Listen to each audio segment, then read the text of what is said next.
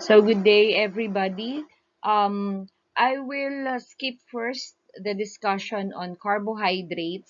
It should be the next topic after the introduction. So I will skip that first, and then I will. So this is in on chapter 6 in your textbook. So para mas madali ninyong maintindihan yung mga succeeding discussions natin. So, I will be starting off with carbohydrate kasi and then carbohydrate metabolism. So, I have skipped the carbohydrate part and we'll start with the biochemical energy production first. So, now let's define what metabolism is muna. Okay, so metabolism is defined as the sum total of all the biochemical reaction that takes place in a living organism. Okay, now, metabolism that takes place in humans is actually quite remarkable. Okay, why? Because an average human adult whose weight remains the same for the past 40 years processes about 6 tons of solid food and 10,000 gallons of water, during which the time composition of the body is an essential constant. So if for the past 40 years, well, kayo wala pa dyan, ako medyo pwede na siguro, pero 46, so siguro hindi pa masyadong qualified dahil it started 6 years old. So, nandun pa ako sa growth spurt period ko.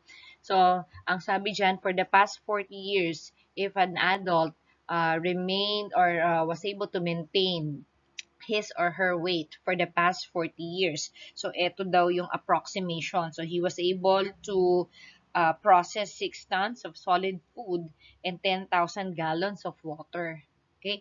So, pag mas bumigat, like what is commonly happening na as well as we age, okay, we gain weight. So, expect na natin na yung amount ng water na napaprocess will be more.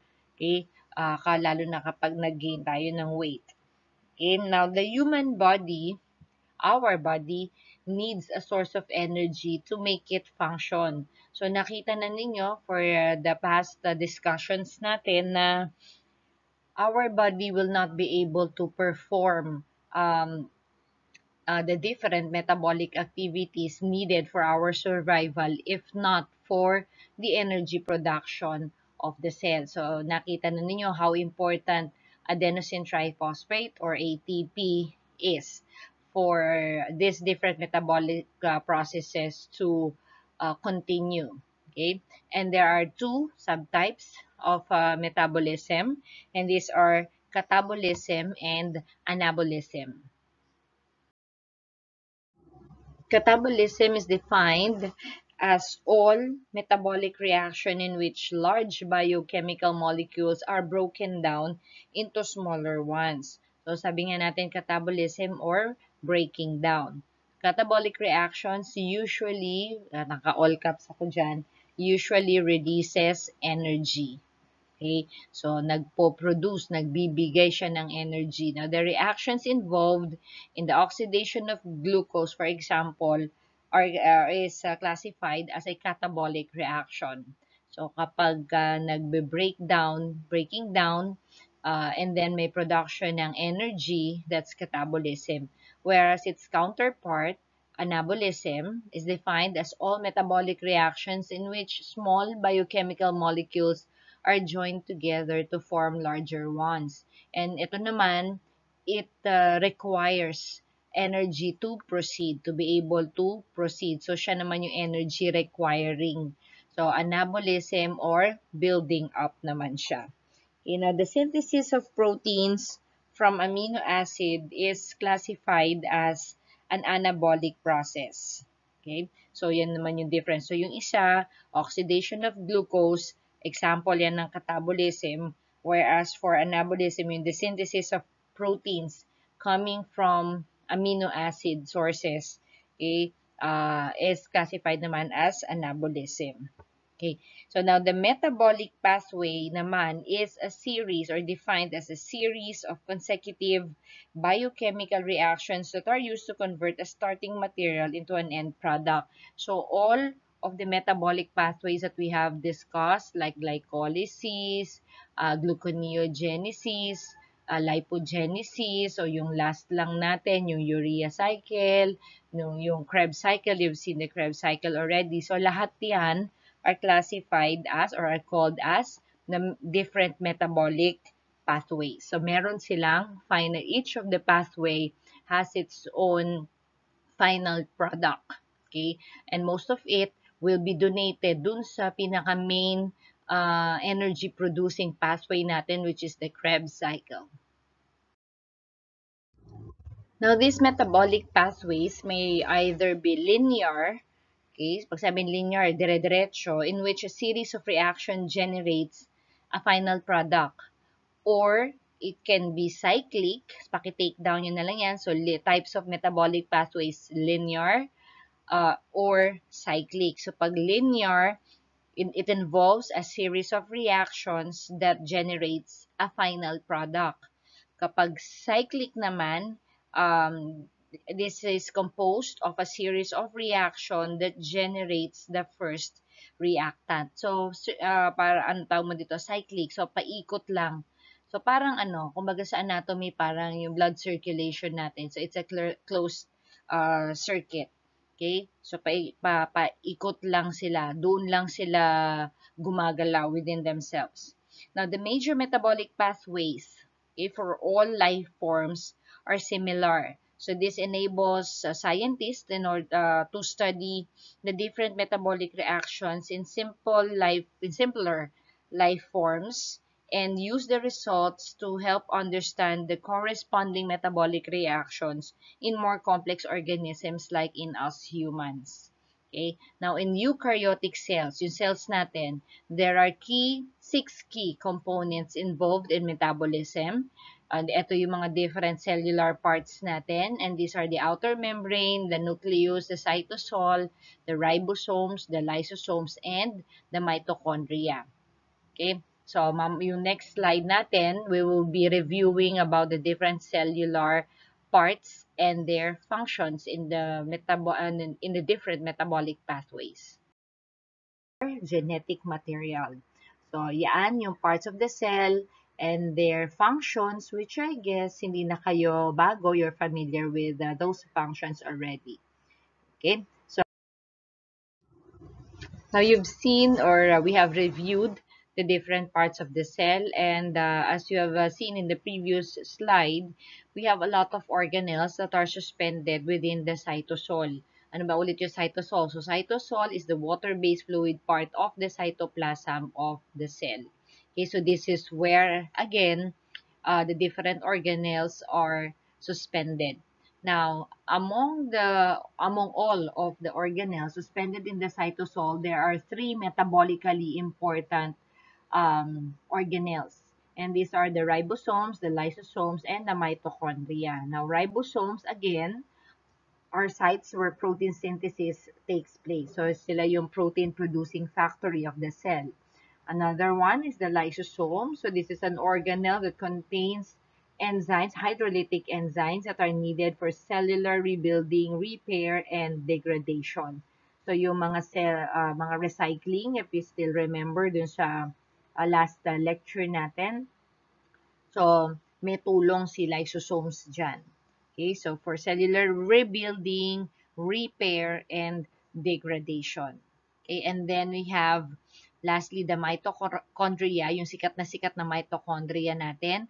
So this organelle is responsible for the generation of most of the energy of the cell or yung ATP na kakailanganin. Now, na-discuss sa anatomy yan na for cells that are very active, okay, or that needs a lot of energy or ATP, expect na natin na marami siyang mitochondria. Okay? So, those are the three important organelles that are involved during the different biochemical reactions that are taking place in our body. The metabolic processes by which our food is converted to energy contain several compounds that repeatedly functions as key intermediates in the different metabolic pathways that we have already discussed since prelims. Now, and these compounds all contain, so kung mapapansin ninyo, these compounds all contain nucleotides. Ano ba yung nucleotides? Now, these nucleotides, aside from rather, being the monomer, the basic units, the monomer units from which the nucleic acid are made, are also present in the different non-polymeric molecules that are important in the energy production of living things. Okay? So, ito yon. So, anong i-discuss natin ngayon? The important nucleotide-containing compounds in the different metabolic pathways.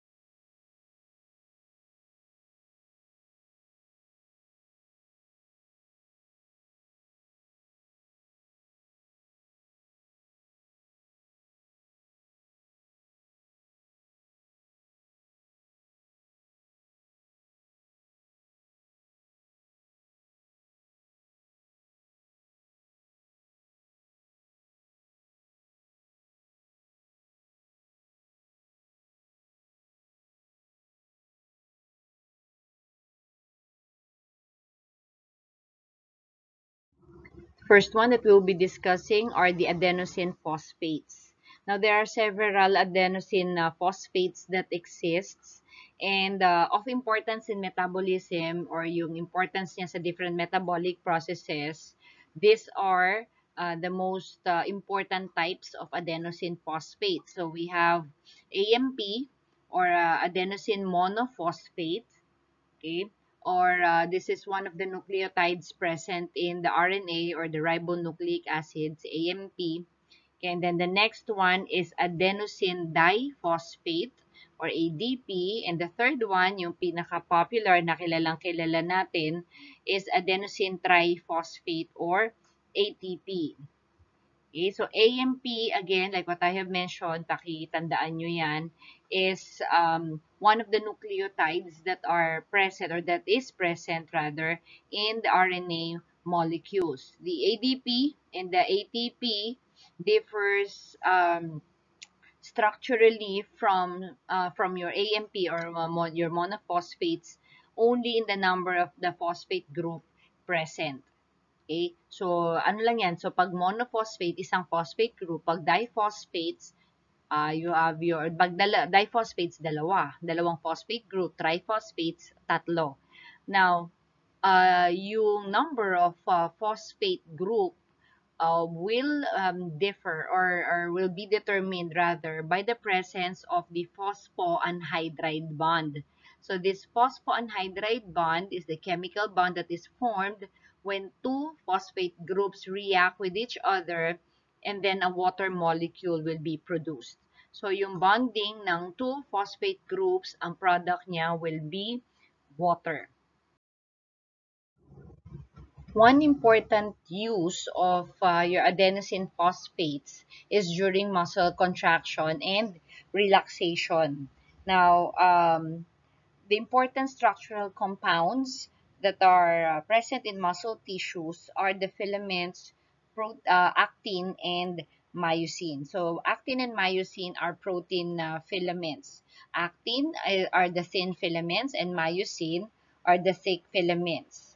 Okay, now, these protein filaments are needed for muscle contract, both for muscle contraction and relaxation. Now, in the process of muscular contraction or muscle contraction, what happens is that the thin filaments, the actin filaments, they slides inward between the thick filaments, which are the myosin, and then producing a contracted structural arrangement for the filaments. Okay, now, the two key substances must be present in order for a successful muscle contraction to occur. So you have calcium and the ATP molecules. So the increase in calcium concentration is the trigger for muscle contraction, and the nerve impulses that are reaching the muscle filament cells causes the cell membrane calcium ion channels to open up, with the resulting influx, papasok, of the calcium ions in the muscle filament of the cell. Then the calcium ions increases, causing the ATP molecules present in the cell to hydrolyze to ADP or adenosine diphosphate, which provides the energy needed for muscle contraction to take place. So a myosin actin interaction that pulls the actin molecules inwards. Yun yung muscular contraction. Okay? So, ang importante, these are the two important substances that has to be present for a muscle contraction to take place. Paki-remember to. So, you have calcium and the ATP molecules. So, eto lahat yung sinabi ko kanina. So, what I want you to remember is yung dalawang nakasulat dyan sa taas, sa topmost portion of your screen. Okay, so a low cellular calcium concentration is associated with a relaxed muscle, and high calcium concentration is associated with a contracted muscle. So yung calcium influx ang importante for a muscle contraction to take place. So calcium ion increase causes ATP molecules to be present in the cells to hydrolyze to ADP. So from ATP to ADP, dodonate niya yung isang phosphate niya. So this provides the energy needed for muscle contraction to take place, and the contraction will continue. Okay? So the muscle will continuously be contracted as long as both ATP and the calcium ion filament levels are high or elevated.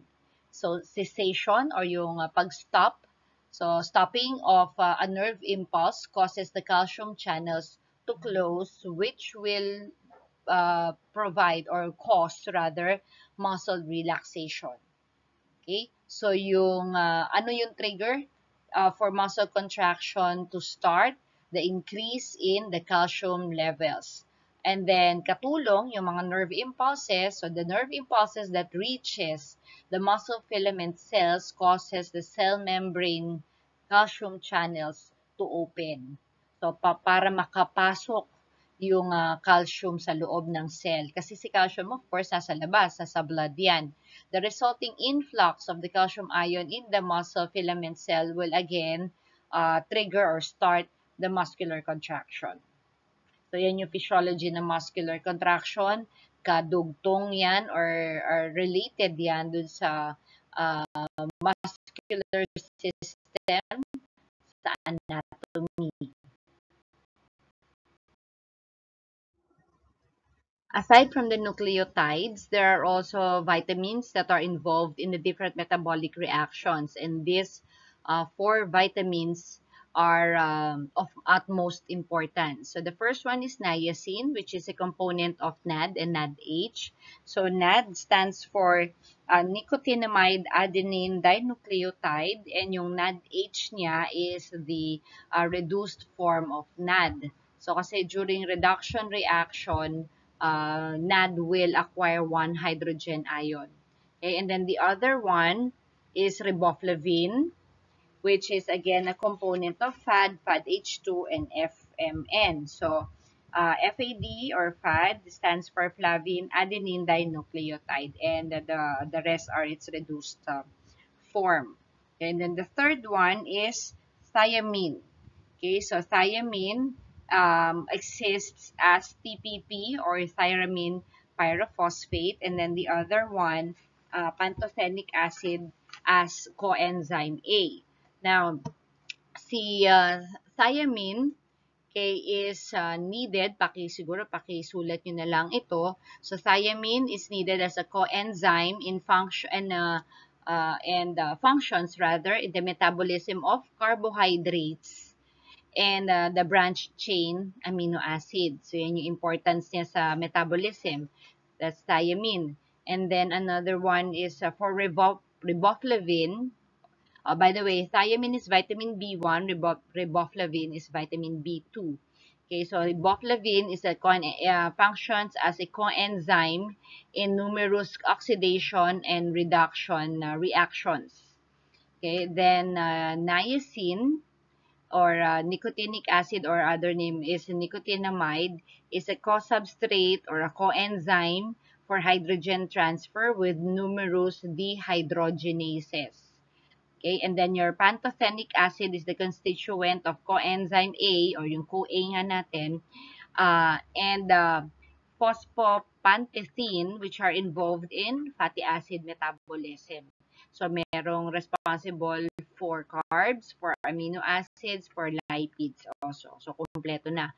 So, these are the major vitamins that are again involved um, in the different metabolic reactions.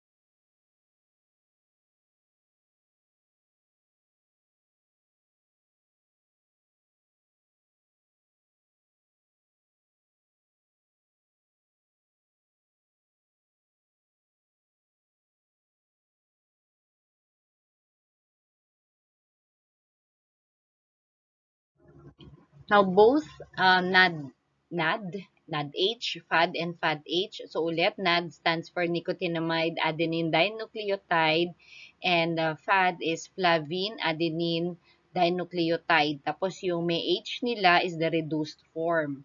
Okay, so again, ulitin ko yung sinabi ko kanina, during reduction reaction, yung NAD or yung FAD will acquire one extra hydrogen molecule.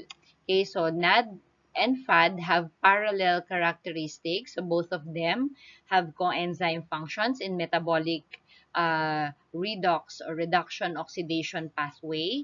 Both have vitamin B as their structural component. Both can be represented structurally using a 3 subunit and a 6 subunit form. And both have an oxidized and a reduced form. Okay? So, yan yung similarities between NAD and FAD. Okay, and then the other one is your coenzyme A. So, this is a derivative of the B vitamin pantothenic acid. Again, pantothenic acid is a constituent of coenzyme A and yung phosphopantethine that are involved again in fatty acid metabolism. Okay, the SH portion is the active portion of the coenzyme A, and this is not involved in the redox reaction. So the basic function of the coenzyme A is that of an acetyl group carrier. So yun ang main function niya ni coenzyme A, to carry an acetyl group.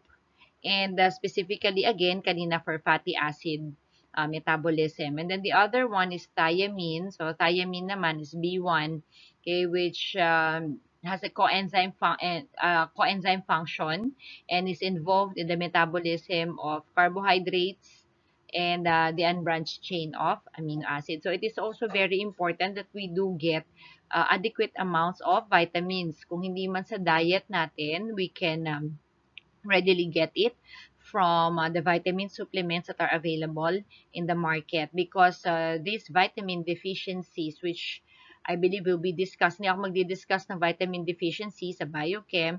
The deficiencies will be discussed, I think, sa nutrition ninyo, okay, nutrition subject ninyo.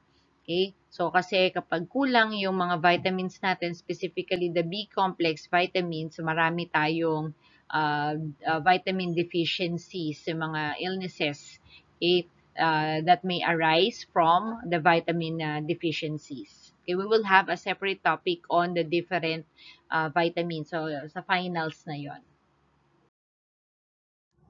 Summary of the classification of metabolic intermediate compounds according to their function. So, para isang tinginan nyo na.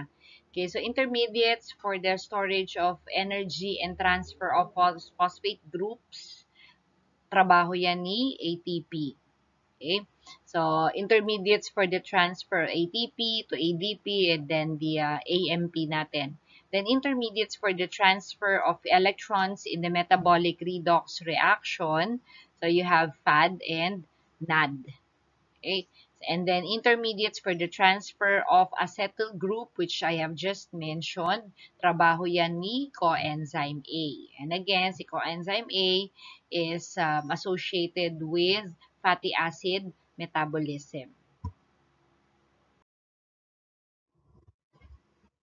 The energy needed to run the human body is obtained from ingested food through a multi-step process that involves several different catabolic pathways. So sana natatandaan ninyo yung huling discussion natin for protein metabolism, 'di ba? Inintegrate ko na lahat 'yan.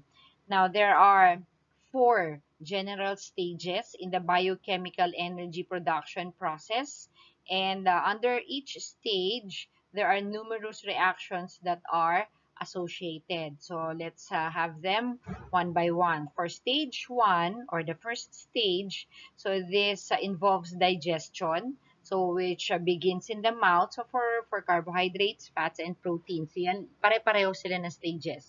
So it begins in the mouth through the interaction of the saliva, especially sa carbohydrates. Very important is the saliva. And then it continues in the stomach, wherein you have there the different gastric juices. So for further digestion of anong tawag mo rito, of proteins and fats. And then pagbaba sa stomach, it is being the digestion is being completed in the small intestines, okay, where the majority of the digestive enzymes and the bile salts are seen. Okay, so interact na siya with the chyme. So the end product of digestion, for example, for glucose, you have the monosaccharides, okay, from carbohydrates, amino acids coming from proteins, and then fatty acids and glycerol from fats, and oils are being produced. So, these substances, ano yung substances na yan? Yung monosaccharides, yung amino acids, and the fatty acids and glycerol becomes smaller. So, the molecules becomes smaller, enabling them to pass across the intestinal membrane and diffuse directly into our blood. Okay, so with the aid of the different membrane transport system, and once in the blood, they are then distributed to the different cells in the various parts of our body. So again, for carbohydrates, ano yung kanilang end product? So end product of carbohydrate digestion, as you can see in the chart, are glucose and the other monosaccharides natin. I hope you still remember the three monosaccharides. And then you have amino acids from proteins, and the fatty acids and glycerol from fats and oil. And then, so lahat sila may contribution, okay, for the formation of the acetyl group, okay, which will be needed as part of the acetyl coenzyme A, which will directly enter the Krebs cycle. And then during the second stage, so yun na yun, Okay, the second stage, which is known as the acetyl group formation stage, involves numerous reactions, and then some of which occurs in the cytosol of the cells, and some in the cellular mitochondria. So, yun yung two basic locations of cellular metabolism natin sa cytosol at saka sa mitochondria. Now, the small molecules from digestion, again, fatty acids, glycerol, glucose, the monosac, and amino acids. Okay, so the small molecules are further then oxidized during this stage. The primary products during this stage includes a 2-carbon acetyl unit which will be later on becomes attached to the coenzyme A, which we have just mentioned in the previous slide, to give acetyl or to form acetyl coenzyme A and the reduced coenzyme NADH. Okay, and then on the third stage, ano na yung second, doon sa acetyl group formation stage. Third stage is the entrance of your acetyl coenzyme A in the citric acid cycle. The citric acid cycle or the tricarboxylic acid cycle or the Krebs cycle. Now, during the third stage, which eventually occurs in the exclusively in the mitochondria. So, pakitandaan, yung third stage, nangyayari sa mitochondria. Yung second stage, sa cytosol at saka sa mitochondria. Okay, during this stage, the acetyl groups are oxidized to produce carbon dioxide and energy. So, ayan yung arrow palabas, di ba? So, yun, ano yung sabi ko sa inyo, pag arrow palabas, ibig sabihin yan yung products niya. So, it will yield carbon dioxide and energy. Then, some of the energy released by this reaction is lost as heat, and some is carried by the reduced coenzyme NADH and FADH to the fourth stage. So, i-donate naman siya ni FADH and NADH dun sa fourth stage natin. The carbon dioxide that is exhaled as a part of the breathing process comes primarily from this stage. So, yung, di ba, pag inhale and exhale natin, napakadaling sabihin, we take in oxygen, we release carbon dioxide. Now, the carbon dioxide that we release during exhalation, so ito yung karugtong ng respiratory cycle ninyo sa anatomy, sa section 1, madidiscuss ko pa lang yan. Okay, ito yon. Okay, so yung carbon dioxide na yon nanggaling dyan, byproduct ng citric acid cycle. And then, yung some of the reduced coenzymes that were taken up by NADH and FADH will now proceed to the fourth stage. Now, the fourth stage is also known as the electron transport chain and oxidative phosphorylation stage occurs also inside the mitochondria. So, stage 3 and 4 both occurs in the mitochondria. Okay, so NADH and FADH supplies the fuel, quote-unquote. Okay, supplies the fuel. Anong fuel na yon? Yung hydrogen ion and the electrons. Okay, needed for the production of, eventually, the ATP molecules. So, these are the primary energy carriers in the different metabolic pathways. Then the molecular oxygen inhaled by us during the breathing process is now converted to hydrogen naman during this stage. So when we exhale, nandun tayo sa stage 3. Then when we inhale oxygen, yun yung stage 4. Inhale, stage 4, exhale sa stage 3. So cycle yan, so paikot lang yan. Okay, so that's what happens during the 4 stages of the different biochemical energy production.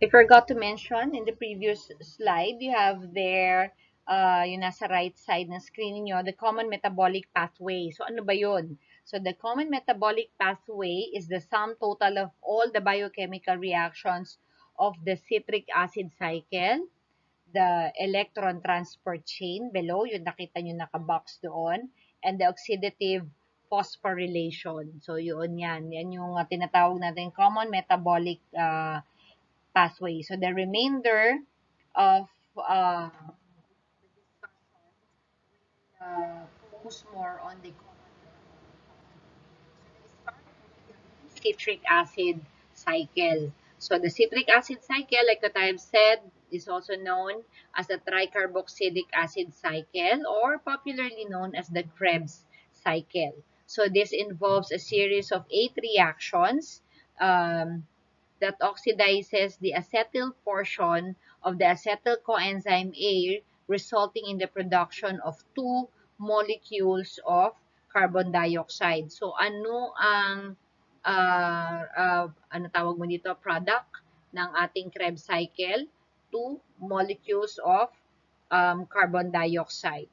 Okay, by the way, si Krebs cycle was discovered by Adolf, okay? Hans Adolf, Adolf, Krebs. Apelido niya yan si Krebs. Okay? So, siya yung discover niyan. Now, the tricarboxylic acid cycle or the Krebs cycle or the citric acid cycle, kaya siya tricarboxylic acid cycle. So, this is in reference to the 3 carboxylate groups that are present in the Krebs cycle, which we will be seeing in the next slides. Okay, so the reactions of the citric acid cycle takes place also, like what I've said, in the mitochondria. Okay, so the needed enzymes for the Krebs cycle to proceed are seen here kasi sa mitochondria natin. Okay, now the individual steps of the Krebs cycle are oxidation, which produces NADH or FADH, and is encountered in 4 of the 8 steps involved in the Krebs cycle, and the decarboxylation, where a carbon chain is shortened by the removal of a carbon atom as carbon dioxide, which again is a product of the Krebs cycle, is encountered in 2 naman of the 8 steps. Okay, so ito si Krebs cycle natin. So like what I've mentioned, it involves 8 reactions, a series of 8 reactions. So step 1 is the formation of citrate. So ano yung papasok nga dyan sa Krebs cycle? Your acetyl-CoA or coenzyme A. So acetyl-CoA carries the 2 carbon degradation product of carbohydrates, fats, and proteins, as what you've seen do sa 2 slides back yata yun. Okay, yung contribution ng protein, carbohydrates, and fat metabolism. Then this enters the cycle by combining with the 4-carbon keto dicarboxylate species oxaloacetate. Okay, so si oxaloacetate ang didikitan nila. So this results in the transfer of the acetyl group from the coenzyme A to oxaloacetate, producing the C6 citrate species of the free and a free coenzyme A. So ang result ng binding of acetyl-CoA with oxaloacetate, which is part again of the Krebs cycle, yan yung initial step. So magkakaroon ng transferring of the acetyl group from CoA to oxaloacetate. So this produces 2 products, yung citrate and free coenzyme A. And then step 2 is the formation of isocitrate, which wherein the net result of this step is that of the OH group coming from citrate will be moved to a different carbon atom. So it will OH2 from the citrate will be moved to a different carbon atom rather. So magkakaroon ng transferring of the OH group. And then on the third step, so this involves the oxidation of isocitrate and the formation of carbon dioxide. So ito yung step na nagpo-form ng carbon dioxide dyan, nasa right side. Okay, so these steps involve oxidation, so which is the first of the four oxidation reactions in the Krebs cycle, and decarboxylation. And the reactant molecules here is rather NADH and isocitrate. Okay? So this is being mediated or catalyzed by the isocitrate dehydrogenase. So this is an enzyme. So this releases two hydrogen ions. Okay, one hydrogen and two electrons are transferred to NADH to NAD rather to form the NADH. Yun yung reducing equivalent. Okay, and then the remaining hydrogen ion is released. Okay, and then the third step, by the way, dun muna tayo sa step 3 pala. So this step 3, okay, ito yung importante. So this step yields or produces the first molecules of carbon dioxide and NADH in the cycle. So sa dinamin-damin na sinabi ko, yun ang pinaka-importante dyan. Ano ang product ng step 3 in the Krebs cycle? Production of the first carbon dioxide molecule and NADH. Okay, and then the fourth step, called as the oxidation of alpha-ketoglutarate and the formation of carbon dioxide. Okay, so this is the second oxidation reaction present in the cycle and involves one molecule each of NAD, coenzyme A, and alpha-ketoglutarate. So may catalyst din dito, may enzyme din involved called as alpha-ketoglutarate dehydrogenase. So, ayan siya. Okay. There are three products. Pakisulat. Three products in the step 4 of the Krebs cycle, and these are carbon dioxide, NADH, and the C4 species succinyl coenzyme A. Okay, so yan yung tatlo. Yung step 3 may dalawang products, carbon dioxide and NADH. Yung step 4 may tatlo, coenzyme A, carbon dioxide pala rather, hindi coenzyme. So, step 3, carbon dioxide and NADH. Step 4, carbon dioxide, NADH, at saka succinyl-CoA. Okay, and then step 5, also known as the thioester bond cleavage. Okay, so the two reactant molecules na na-produce kanina, succinyl-CoA, and through the phosphorylation of GDP is similar to your ADP, one is in diphosphate. Okay, so the entire reaction is catalyzed or acted upon by an enzyme called the succinyl coenzyme A synthetase. Okay, so maraming mangyayari dyan sa stage 5, but I want you to remember the products. Okay, so the products of this stage are GTP and succinate. Okay, and then step, asa na tayo? Step 6. Susundan nyo dyan sa dyan sa arrow natin yan. Tayo sa gitna. Step 6. Okay. Now, step 6 is the oxidation of succinate. Okay. Okay, now,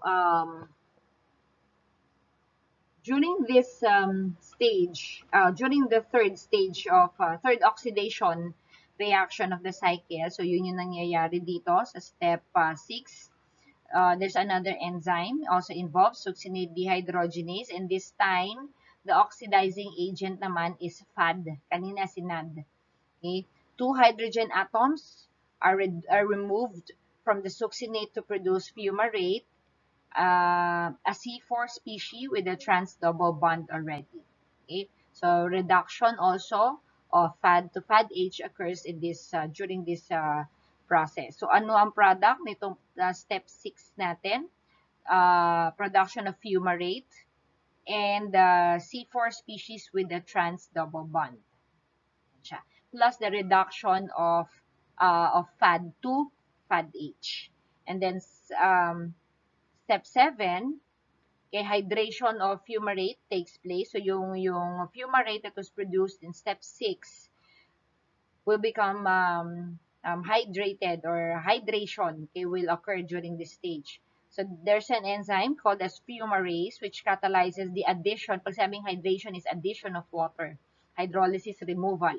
It catalyzes the addition of water to the trans double bond present in the fumarate, and one isomer of the product, malate. So malate naman ng product will be produced or will be formed. And then the last stage of the Krebs cycle is the oxidation of malate to regenerate oxaloacetate. Now, this is the fourth oxidation reaction in the Krebs cycle. A molecule of NAD reacts with malate, picking up 2 hydrogen atoms. So, yung malate from step 7 will react with NADH to pick up 2 hydrogen atoms, okay, with their associated energy to form the hydrolyzed, reduced form rather of NAD rather, which is NADH. So the needed enzyme here is malate dehydrogenase, okay, which will then combine with will produce rather oxaloacetate, which can combine with another molecule of acetyl CoA, which was produced, or which entered the Krebs cycle during the first step. Okay, if you're going to trace it back, and the cycle begins. So kaya Krebs cycle. So yung production ng oxaloacetate in the step 8 will then combine with yung pinagmulan, okay, with the acetyl-CoA in step 1. So, tuloy-tuloy yung nangyayari niya. Kaya tuloy-tuloy tayo nagre-release ng carbon dioxide, tuloy-tuloy ang production ng energy. Okay? So, that's the our Krebs cycle. Okay? So, very important ito si Krebs cycle. Why? The Krebs cycle is able to produce not only yung ating byproduct of cellular metabolism, which is carbon dioxide, but also to generate energy or ATP for the initiation of the different metabolic processes in our body. So, tulong-tulong lang yan. Kaya ang tawag sa kanya, cycle. Okay, so babalik din siya, parang blood circulation, babalik din siya to step 1.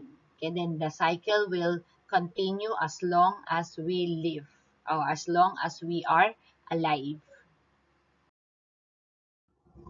So this is the summary of the Krebs cycle. So all of the 8 steps, including their products, nandito. So, ito na yung summary. Mas madali nyo itong maintindihan. Huwag kayong magalit. Okay, so, kailangan ko lang ipakita sa inyo yung mga different steps kanina. So, ito yung summary ng Krebs cycle natin. Okay, so from acetyl-CoA down to, as you can see, do sa left side, oxaloacetate, and then pasok ulit siya, mag-combine, mag-react siya ulit with acetyl-CoA, and then the cycle will begin again. Then kasunod ni Krebs cycle is the electron transport chain, or ETC. So the NADH, if you have remembered, if you still remember what we have just discussed sa Krebs cycle, si NADH and si FAD, F2, produced in the citric acid cycle will be passed to the electron transport chain. So, ano ba itong si electron transport chain? So, this involves a series of reaction, okay, that passes electrons from NADH and FADH2 to molecular oxygen. Okay, each electron carrier that participates in the chain has an increasing affinity for electrons. And upon accepting the electrons and the hydrogen ions, the oxygen is reduced to water. So, yun ang kanilang, ang product ni electron transport chain. Okay, so, ano tawag mo dyan, the hydrogen ions from NADH and FADH2 will be passed to intermediate carriers and then will ultimately react with molecular oxygen to produce one molecule of water. Yan siya. Yan ang product ni ETC natin. And then the third one is oxidative phosphorylation. So this is a process, a biochemical process by which ATP or adenosine triphosphate is synthesized or is produced from adenosine diphosphate as a result of a proton gradient across the inner mitochondrial membrane. Okay, so oxidative phosphorylation is coupled to the reactions of the electron transport chain. So, ibig sabihin, related sila ni ETC na diniscuss natin kanina. Okay, so, ano ang products from ETC? Water, and from oxidative phosphorylation, ATP. Okay, so ATP is nanggaling dun sa adenosine diphosphate. Okay, so yun yung interrelation nung anong Krebs cycle ng ETC and then your oxidative phosphorylation. All of the metabolic processes that we were able to discuss na are normally or ordinarily are enough to produce heat in order to maintain our normal body temperatures. But in special cases like for newborn infants and for hibernating animals, ano ba example nitong mga to? Yung bears, di ba yung bears nag-hibernate yan lalo na during winter time, yung nagtatago sila sa mga caves. So, bakit sila tumatagal na nasa kuweba without eating? Okay, it's because of, anong tawag mo dito, the functions of these brown fats in them. Okay, so, in newborns and in hibernating animals, the normal metabolism is not sufficient or not enough to meet the body's heat requirements. And in these cases, a supplemental method of heat generation will be needed. Again, like what I have mentioned, this involves the brown fat tissues. Okay? So, ano ba yung sa atin? Yellow yung sa atin yellow fats. So, brown fat tissue, as the name implies, is darker in color compared to the ordinary fats. Yung sa atin, may yellowish, pero medyo lighter compared to that. Yan yung brown fat, yung nakikita nyo dyan sa upper right-hand corner. So, these are specialized types of fats that are needed for heat production. Okay, so kung sa atin, kung sa human beings, sa newborns natin. Okay, so it contains many more blood vessels and many mitochondria compared to the white fats that we have as adults. So the increase in the number of the mitochondria is the one that gives it its brownish color. So yan yon. Okay, and the mitochondria in brown fat cells, to differentiate it from white fat, okay, contains a protein called as thermogenin. Okay, so thermogenin. So, thermogenin functions as an uncoupling agent. So, the protein, this protein, yung thermogenin, this protein uncouples the ATP production associated with the ETC, with the electron transport chain. And when the electron transport chain takes place, the energy used to produce ATP is only released as heat lang. Okay, so the ETC reactions will still take place, will still continue in brown fats, but the energy that would ordinarily be produced by the ETC, the electron transport chain, be used pala rather for ATP synthesis is simply released as body heat. So, yun yung nagme-maintain sa kanila. So, the brown fat tissue is of major importance for newborn infants. So, as you can see, yan yung newborn. Yung may pink portion sa katawan. So, this is where the brown fats are located in newborns. So, the newborns, after being born, are immediately faced with the temperature regulation problem. First of which, pag nasa loob siya uterus ng mommy, it's quite warm in there, maligamgam. Okay, kasi because of the body temperature of the mother. Tapos paglabas niya, basa siya with amniotic fluid, and then naka-aircon or naka-electric fan yung delivery room, so the baby will be exposed to that. And then so medyo wet pa siya, 'di ba? So this a wet newborn uses more energy.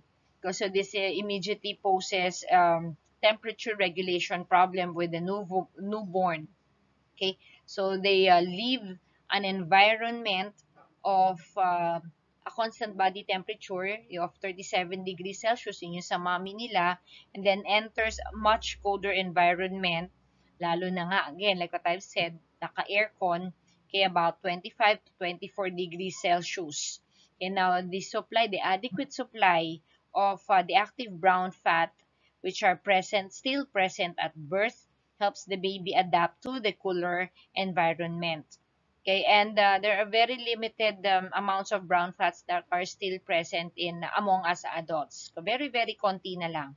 However, stores of brown fat increases in adults who are regularly exposed to cold environments. So those people who live in, who were born and raised in colder environment, yung mga nasa malalamig na lugar, they commonly have some of these brown fats present within them even during their adult years. Okay? Kasi kailangan nila yun na pang ano nila yun, pang adapt nila sa cold environment. Now, ayan yung importance niyang clinical importance niyang brown fats natin. Now, in 2013, so I am taking this from your textbook.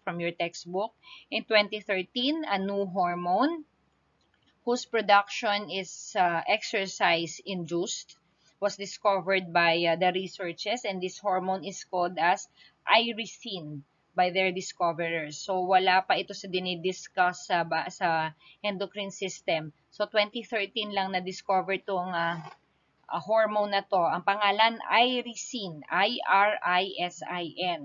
Okay, so it was named as such by its discoverer, and is likely responsible for some of the positive health effects that comes from exercise. So exercise-induced yung pag-release nitong hormone na to. Okay,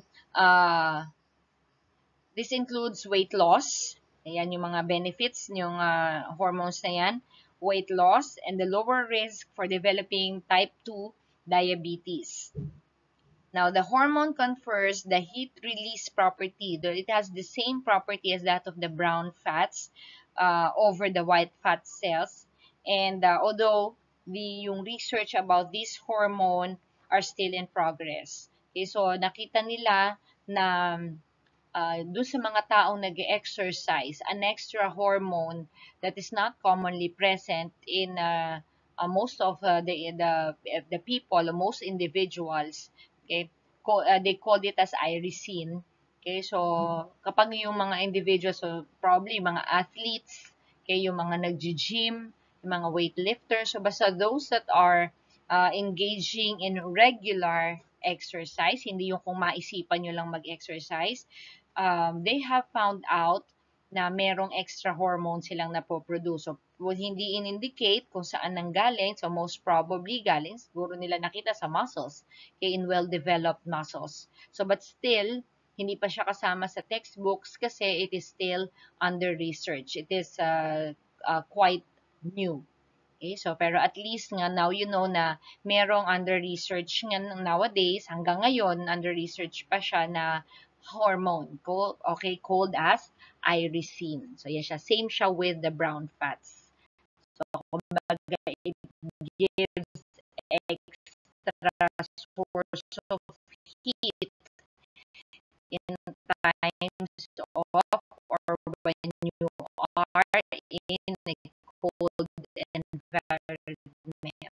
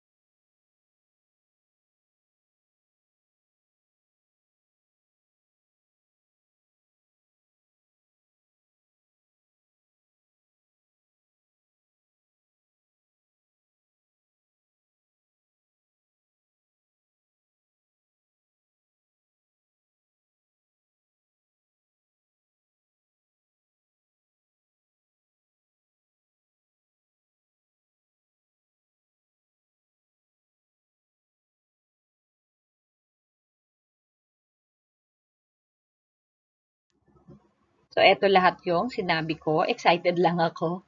Okay, so yan yung benefits. Ayan yung about irisin sa baba.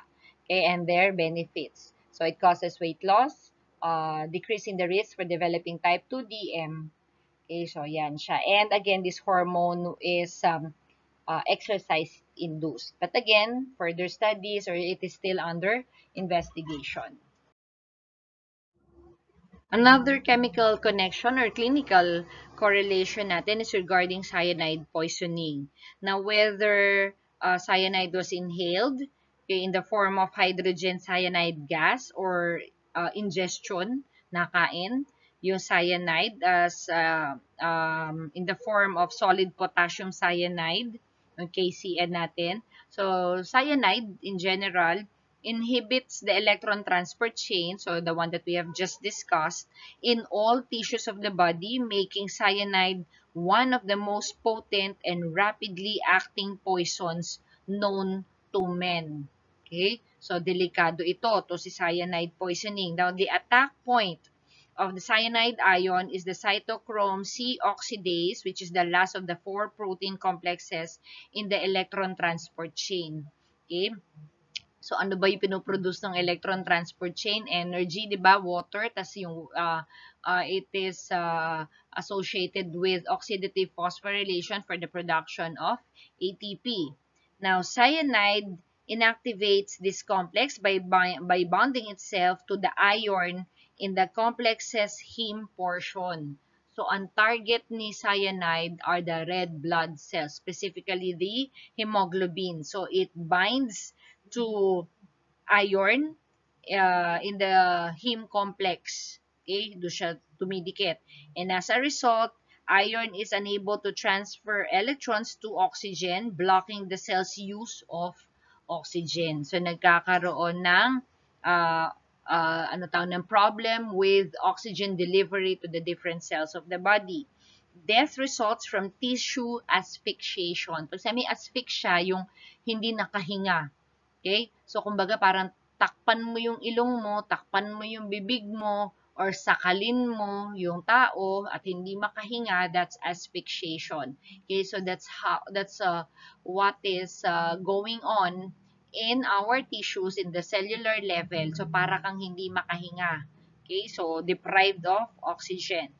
So, the death can result because of tissue asphyxiation, particularly of the central nervous system. So I've been mentioning this over and over that the neurons or the basic structural unit of the nervous system is very sensitive to the presence of oxygen. It needs oxygen for it to survive or to live, okay, or to function. And without oxygen, it dies. And when the nerve cells or the neuron dies, since they are classified as permanent cells, they are already dead for the rest of the person's life. Okay, so hindi na siya mag-regenerate. Okay, cyanide also binds to the heme group, again in the hemoglobin, blocking oxygen transport in the bloodstream. Okay, so yan siya. Now, may treatment po ba? Meron naman pag maagapan. Okay, so one treatment for cyanide poisoning is to give or administer nitrites, yung NO2. Okay, so which oxidizes the iron atoms of hemoglobin to iron, to ferrous, Fe. Okay, so this form of hemoglobin helps draw cyanide back into the bloodstream para mailabas, kumbaga para matanggal, ma-detach yung cyanide dun sa hemoglobin, yung nakadikit dun sa hemoglobin, para maibalik siya sa bloodstream for elimination. So it can be converted to thiocyanate by thiosulfate, which is S2O3, which is then administered along with the nitrite. So ano yung antidote for cyanide poisoning? Magbibigay ng nitrite and thiosulfate. So sabay silang binibigay. Okay, so yung nakalagay dyan, so these are the plant sources At pag hindi sila na-process o naluto ng maigi, it can cause cyanide poisoning. Probably you've heard of cassava poisoning, yung mataas sa cyanide. So kung hindi nyo alam kung sino yung nag-prepare or kung paano pin-repair, hindi kayo tiwala doon sa nagtitinda, please wag nang bumili, baka cyanide poisoning ka pa. So you have cassava, sugarcane or yung tubo. You have almonds, yung sa fruits natin yan. Fruits like almonds, peaches, and apricot pits. Apricot pits yung yung parang balat nung buto nila, and even apple seeds. So wag kinakain yung apple seeds. Okay? So these are natural sources of cyanide. Cyanide is HCN, yung cyanide. Okay, compounds known as cyanoglycosides, of which the best known, sorry for my dog, best known cyanoglycosides is amygdalin. Okay, so amygdalin are the in plants, okay, are the cyanide sources. Okay, sorry. Amygdalin's molecular structure can be found in your textbook or you can Google it. Okay, so again, the most deadly, the most potent, and most rapidly acting poisons known to men is cyanide. Okay, so ano yung ini-inhibit niya? The electron transport chain. Okay, so some of the things that I have said regarding cyanide is seen here. Ano ba ang ayan, so the treatment, ayan. So the treatment includes giving of nitrites, okay, to oxidize the iron atoms of hemoglobin to iron. Okay, so para ma-dislodge and pakisulat thiosulfate. Okay, so yan yung treatment natin for cyanide poisoning. Okay, so that's the last one for the different biochemical or biochemical energy production rather. So this is the last topic for the midterms, for the semifinals I mean. So you review for a quiz which will be announced sa group chat natin. Okay, so thank you for listening. I hope, alam ko medyo technical yung discussion, but I hope you understood what I have discussed. So I did my best to explain it in more simpler terms, so for you to be able to appreciate the different biochemical processes involved in energy production na medyo mas maintindihan ninyo na mabilis. Okay, so thank you, and you just prepare for a quiz.